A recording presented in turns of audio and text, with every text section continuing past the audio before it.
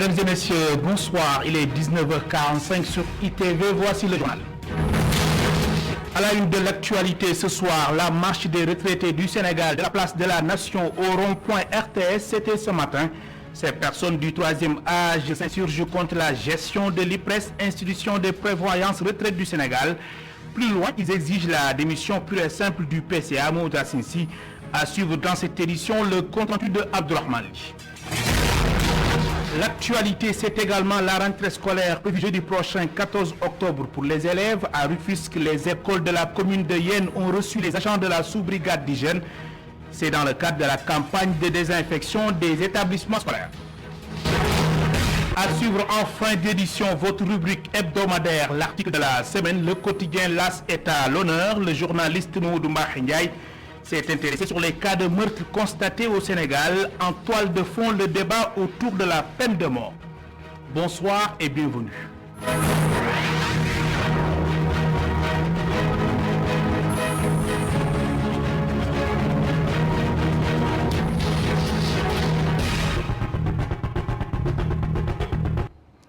Sport pour démarrer ce journal, troisième journée des éliminatoires de la Coupe du Monde de Qatar 2022 au stade de la Djordanie de Troyes devant la Namibie. Je vous le disais dans les titres, les retraités du Sénégal étaient dans la rue ce matin. Ils s'insurgent contre la gestion de l'IPRES, institution de prévoyance retraite du Sénégal qu'ils jugent très mauvaise. Ils exigent par ailleurs la démission du PCA, président du conseil d'administration, Mamoudou Assinsi.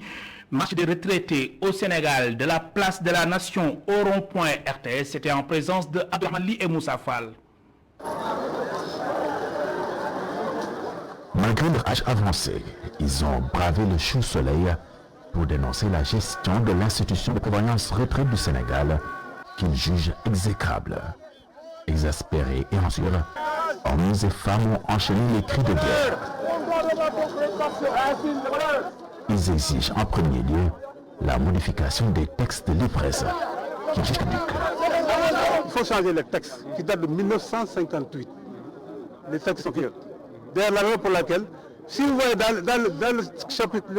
l'article 10, l'article 11 du texte, on dit qu'on peut prendre jusqu'à 10% des recettes totales. Même si on a 200 milliards par année, ils vont prendre 10%, c'est 20 milliards. Pourquoi faire? Rien du tout, on ne sait pas. Parce que nous permet de faire ça. Aujourd'hui, on dépense presque 11 milliards chaque année pour la gestion du fonctionnement de l'IPRES. Et 6 milliards 500 pour les salariés. Ndiambouli Traoré a également participé à cette manifestation pacifique. Une pensionnaire de l'IPRES qui vient représenter et prêter main forte à ses amis. Des veuves qui, à la fin du mois, reçoivent de l'IPRES une pension dérisoire. Quand vous travaillez, vous percevez au-delà de 400 000 à la retraite, vous n'avez pas 100 000 francs, c'est dérisoire. Il y a d'autres qui percevaient dans le privé, par exemple, 700, 800 000, ils n'ont même pas 100 000 francs ou 200 000, c'est pas correct. Vous voyez des veuves qui touchent 6 000, 7 000, 8 000, 9 000, 11 000, et même 3 000 il y en a. Dans une république, c'est insupportable. L'association des retraités de la Sonatel n'a pas manqué l'appel. Elle dénonce une gestion gabégique de l'IPRES. Une mauvaise gestion qui se caractérise par des investissements non rentables, qui se caractérise par un clientélisme et par des recrutements fictifs, n'est-ce pas, de telle sorte qu'aujourd'hui, l'institution est presque à genoux. Au-delà de la revalorisation des pensions qu'il réclame, le président de l'association des retraités, veuves et orphelins du Sénégal, sollicite les autorités pour une prise en charge sanitaire convenable des retraités. On n'arrive pas à se soigner. La lettre de garantie qu'on te donne à l'IPRES, arrivé à l'hôpital, on te dit que l'IPRES nous doit de l'argent. Ce qui n'est pas dit non. Alors qu'il débloque 4 milliards de francs tous les ans pour rien que les médicaments. Ces retraités exigent la démission ou le limogeage du PCA de l'IPRES qui, selon eux, est la racine de tous leurs maux. Par ailleurs, ils invitent les autorités à un audit foncier, social et financier de l'institution de prévoyance retraite du Sénégal. À l'instant, le compte-rendu de Abdourahmane Ly et Moussa Fall. Célébration aujourd'hui de la journée mondiale de la poste, la dématérialisation, le commerce électronique et les services financiers constituent les défis majeurs du groupe La Poste. Son directeur général Abdoulaye Bibi Baldé. Pour Abdoulaye Bibi Baldé, la modernisation est capitale. Il invite l'État à redoubler d'efforts pour le paiement intégral des dettes de la Poste. Je vous propose de l'écouter. Il est au micro de Seydina Mbaye. Le 9 octobre, c'est une journée dédiée à la Poste parce que c'est la création de l'Union postale universelle et toutes les postes du monde célèbrent cette journée. Et donc, à l'instar des autres postes du monde, le Sénégal veut célébrer cette journée et nous avons, c'est un plaisir pour nous de le faire avec l'ensemble des postiers à mes côtés pour célébrer cette journée, pour marquer davantage notre solidarité à toutes les postes du monde parce que la Poste joue un rôle extrêmement important. C'est l'occasion pour nous d'ailleurs de saluer la contribution des postiers du monde, des postiers du Sénégal qui abattent un travail extrêmement important en aidant à relier les personnes, en aidant à faire fonctionner nos économies et nos sociétés. Et je pense que c'est extrêmement important que nous puissions célébrer cette journée. Aujourd'hui, l'innovation, c'est que nous sommes en train de réinventer en se reposant sur 3 principes. La dématérialisation, c'est acté parce qu'il nous faut changer de paradigme. Nous avons un parc impressionnant de plus de 1000 ordinateurs parce que nous avons effectivement cette volonté de dématérialiser et d'être dans la digitalisation. Le deuxième point, c'est effectivement le commerce électronique. Et le troisième point, ce sont les services financiers. Nous voulons effectivement moderniser ces services financiers pour assurer une meilleure inclusion de nos sociétés. Aujourd'hui, je peux vous dire que l'État a payé qu'une toute petite partie de la dette. Je pense qu'il reste encore beaucoup à faire. À Rufisque, les écoles de la commune de Yène ont reçu les agents de la sous-brigade d'hygiène. C'est dans le cadre de la campagne de désinfection des établissements scolaires. Le manque d'eau et les toilettes défectueuses dans certaines écoles du département inquiètent le major de la sous-brigade à moins d'une semaine de l'ouverture des classes. Babacar Seck. Pour offrir aux élèves et aux enseignants un cadre accueillant à moins d'une semaine de l'ouverture des classes, la sous-brigade du service national de l'hygiène de Rufisque a entamé la désinfection des écoles. Cette opération est bien accueillie par les autorités locales de Yène qui ont été les premiers à recevoir les agents de l'hygiène. L'ensemble des écoles vont être désinfectées. C'est une journée que nous saluons avec cette valeur.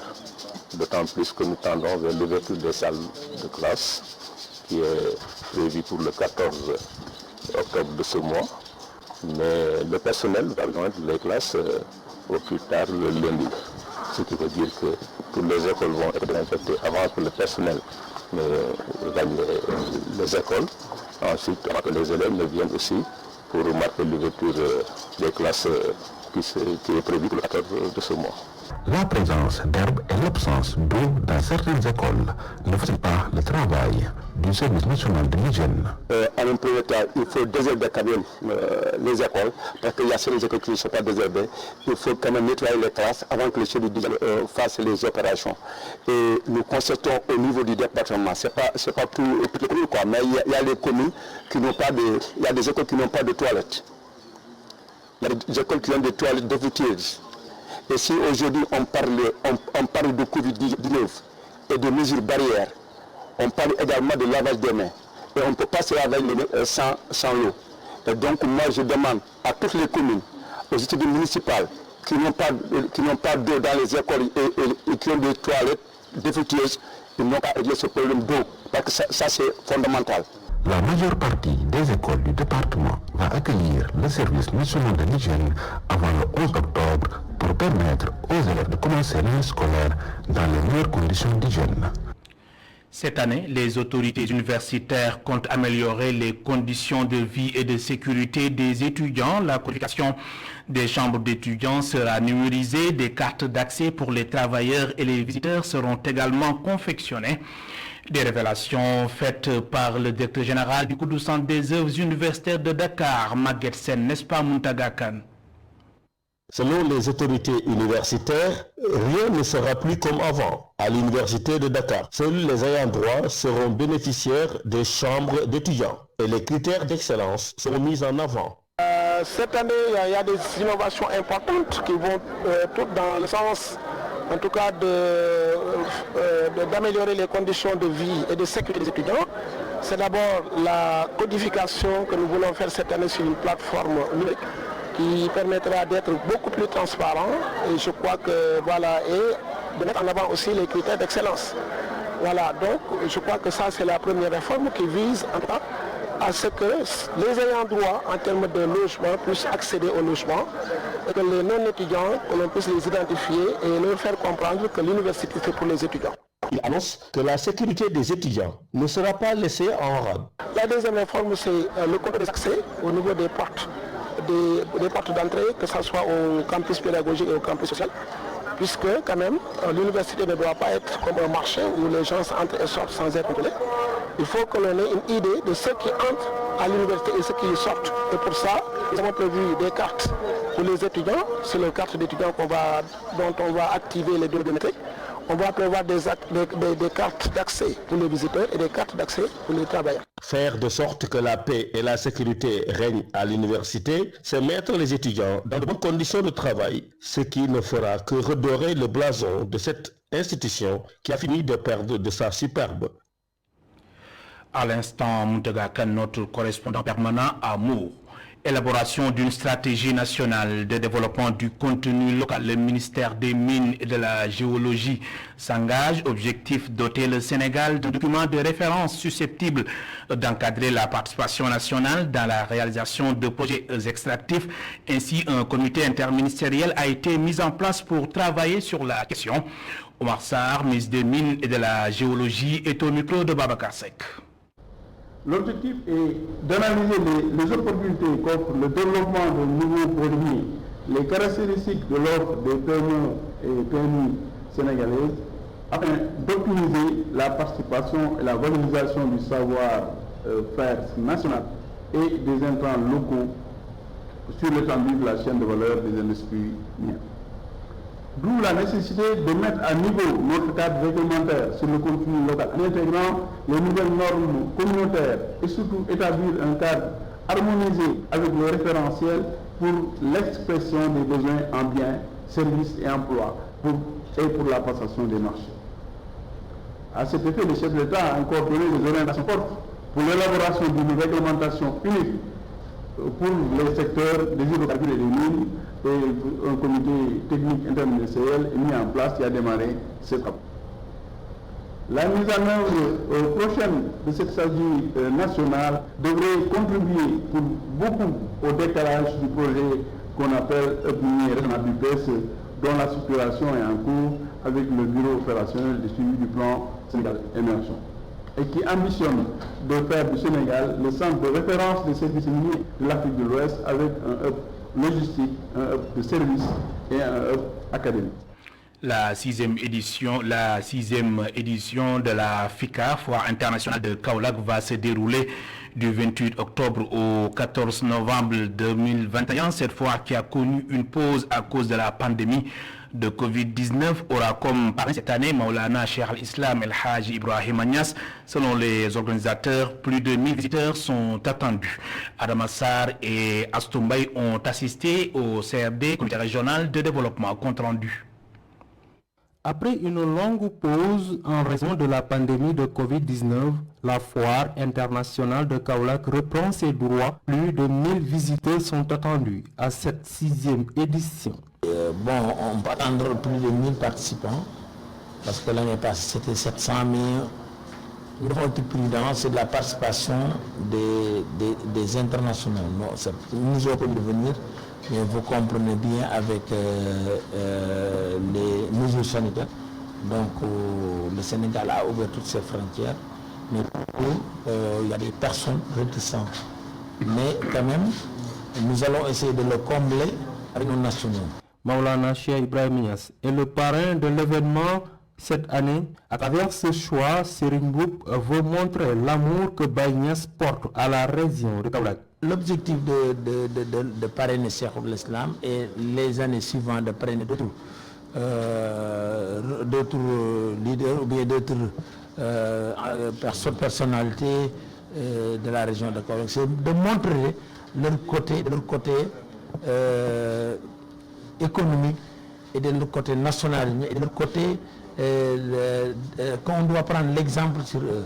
Je pense que tout le monde reconnaît que Cheikh l'Islam, du côté spirituel, il n'y a pas quelque chose à démontrer, mais du côté sénégalais pur, religieux, quelqu'un qui est résistant, quelqu'un qui essaye de montrer l'image du Sénégal partout dans le monde, quelqu'un qui aime Kaolack parce que sa signature même portée à Kaolack. Donc c'est quelque chose de très important que nous devons le montrer et que les gens essayent de savoir au-delà du spirituel et au-delà de la religion, c'est important. De son côté, le gouverneur de la région appelle à une foire sans Covid-19. La raison pour laquelle j'ai dit tout à l'heure qu'il faudrait qu'on mette l'accent depuis l'entrée jusqu'à l'intérieur au niveau de chaque stand, qu'on mette donc tous les dispositifs nécessaires pour pouvoir prévenir cette Covid-19. Certainement, je vais en parler tout à l'heure avec le médecin-chef de région. On compte même y mettre un stand pour essayer de nous occuper aussi de la vaccination. C'est extrêmement important. Le thème de la foire internationale de Kaolack pour cette année est l'investissement privé national, la solution durable pour l'emploi des jeunes. Adam Assar, merci. Place à notre reportage du jour, laver des voitures avec des eaux usées, une vidéo qui a secoué la toile ces derniers jours.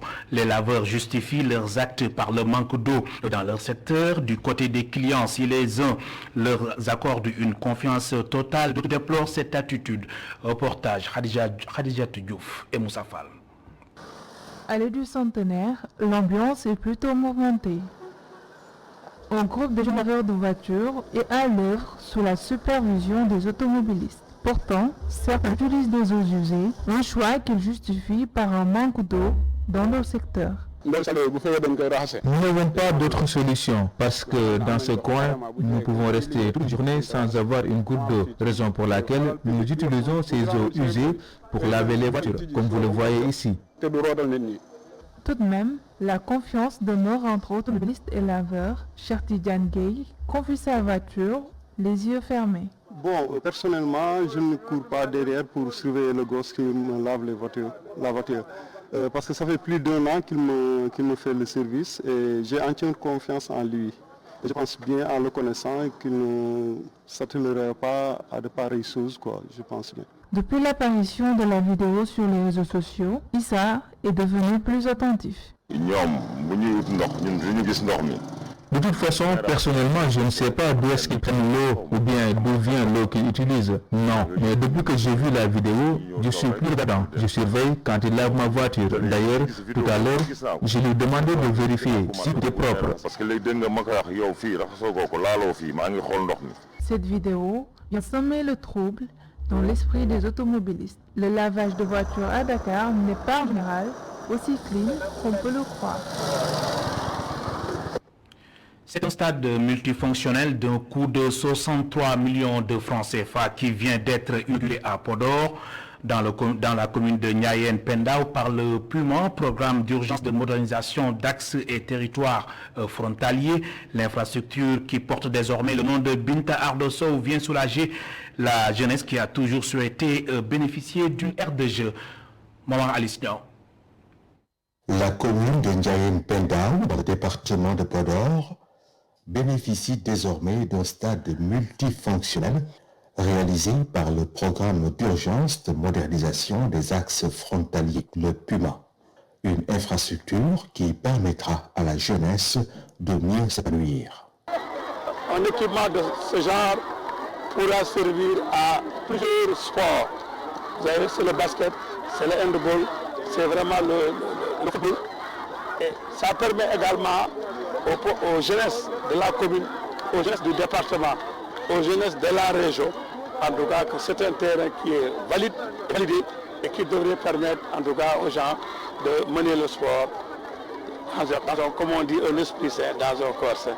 Le stade, qui porte désormais le nom de Bib Ardosson, a coûté environ 60 millions de francs CFA. Les autorités administratives ont profité de l'inauguration pour inviter les jeunes à bien entretenir l'infrastructure sportive. Vous devez faire en sorte que cette infrastructure soit entretenue et que peut-être dans les années à venir, il y aura des améliorations qui seront faites dans cette enceinte-là.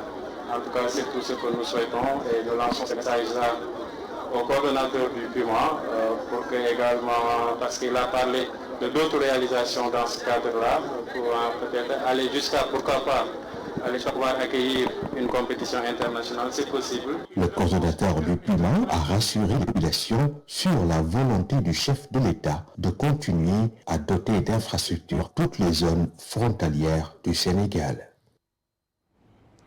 Le Sénégal face à la recrudescence des meurtres, la tristesse et la consternation sont les sentiments les mieux partagés pour dire stop à ce phénomène. Faut-il restaurer alors la peine de mort au Sénégal?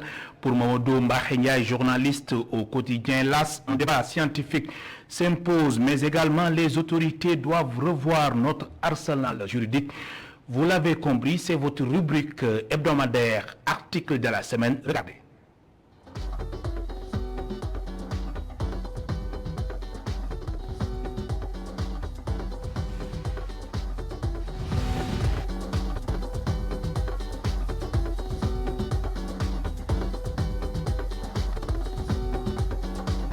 Une succession d'actes criminels constatés au Sénégal et les meurtres font froid dans le dos. Le quotidien LAS pose le débat et s'interroge. Faut-il restaurer la peine de mort au Sénégal? On voit de plus en plus la recrudescence des meurtres et parfois des meurtres très laxistes. Quand vous faites la rétrospective des meurtres sur ces 3 dernières années, ce qu'il faut voir, c'est par exemple, à Yembol, on a vu un jeune tuer son ami pour une question de cœur, je veux dire. Parce que c'était des protagonistes pour une fille. On a vu la dernière fois à Ouest Foire, pour une question de priorité de la circulation, quelqu'un prend un couteau et tue l'autre. Et je pense que l'insécurité est devenue, ça dit qu'on est en train de banaliser l'insécurité au Sénégal. Et face à tout ça, je pense que il faut un débat très profond sur la question de la sécurité et je pense que la peine de mort peut être peut-être un effet, certains le prônent déjà, certains religieux et même certains intellectuels pensent que ça peut être un effet dissuasif. Et parce que comme je vous ai dit, de 1960 à 2004, il n'y a eu que 2 usages de condamnés de la peine capitale. Et pourtant la peine de mort était là comme un arsenal juridique dissuasif. Cette recrudescence continue de susciter l'émoi et la consternation dans le pays. Le meurtre du jeune Baïngal Goundiaï en est la parfaite illustration. Ce qu'il faut rappeler en amont, c'est que la peine de mort a été abolie au Sénégal en 2004. Et ce qu'il faut noter aussi, c'est que des indépendances à l'abolition en 2004, il n'y a eu que 2 condamnations, à savoir Moussa Fallo, qui avait tenté d'assassiner le président Senghor, et Abdou Ndafa Faye, qui avait assassiné le député maire de Moudembo Diop. Mais ce qu'il faut noter, c'est qu'avec la recrudescence, comme vous l'avez dit, des cas de meurtre, et puis parfois de manière très laxiste. Donc j'ai essayé de poser le débat dans l'article avec une petite analyse pour savoir est-ce qu'il ne faut pas restaurer la peine de mort. Je ne suis ni contre ni pour. Tout ce que je demande, c'est que les acteurs concernés, à commencer par l'État, qui prennent au sérieux la question de l'insécurité au Sénégal. Prenez un pays comme la France, qui est un pays de référence. La peine de mort a été abolie depuis 1981. Mais l'année dernière, il y a eu une étude de l'Ipsos, qui est un leader mondial en matière de sondage, qui prouve que 55% des Français sont pour la restauration de la peine de mort. L'arsenal juridique concernant ces infractions est-il assez dissuasif? Mon confrère du quotidien LAS est sans équivoque. Il faut corser les sanctions. L'étudiante qui a été tuée, l'étudiante congolaise, qui a été tuée à Grand Yoff, son agresseur, la personne qui l'a agressé, venait fraîchement de sortir de prison. Donc, est-ce que la peine qu'il a eu à subir au niveau de la prison, est-ce que ça a eu un effet dissuasif sur lui? Donc, pour moi, pour tous ces motifs, je pense que je ne peux pas être aussi évasif sur la question pour rehausser les sanctions, mais je pense que c'est une question qui se pose avec acuité. Un débat scientifique et dépassionné sur la question est devenu une urgence et l'État doit prendre ses responsabilités. D'abord, ouvrir le débat, parce que ce qu'on constate, c'est que jusqu'à présent, depuis l'abolition en 2004, ce qui est anecdotique, c'est que c'est dans l'exposé des motifs, les signataires, c'était le président Abdoulaye Wade et un certain premier ministre qui était Macky Sall, qui est devenu président du Sénégal. Donc, ce qu'il faut constater, c'est que moi, ce que je déplore, c'est que les autorités ne veulent même pas parler, discuter sur la question de la peine de mort. Si vous posez la question, quand l'autre là était ministre de l'Intérieur, Aly Ngouille Ndiaye, il a adressé un niet catégorique sur la question de la peine de mort. Et je pense que la justice, elle est rendue au nom du peuple. Et si le peuple constate qu'il y a une recrudescence des cas de meurtre, et certains sont favorables à la peine de mort, à défaut de la restaurer, il faut au moins ouvrir la discussion. D'abord, il faut que l'État ouvre la discussion sur la question de la peine de mort. Qu'on en parle de manière scientifique, qu'on implique des universitaires, des religieux, la société civile et tout pour voir est-ce qu'il y a pertinence de la restaurer ou pas.